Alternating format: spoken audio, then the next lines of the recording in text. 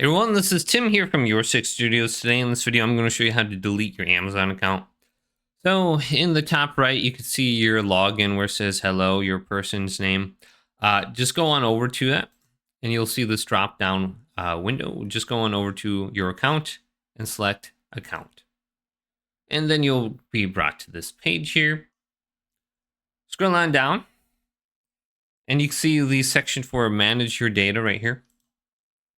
We want to go to where it says close your Amazon account. Click this and you might have to type in your password again, but it says close your Amazon account. Read this carefully, scroll on down. And then right at the bottom, we have the option, yes, I want to permanently close my Amazon account and delete my data. You can choose a reason why, and then go to close my account right here, and you should be able to delete your Amazon account.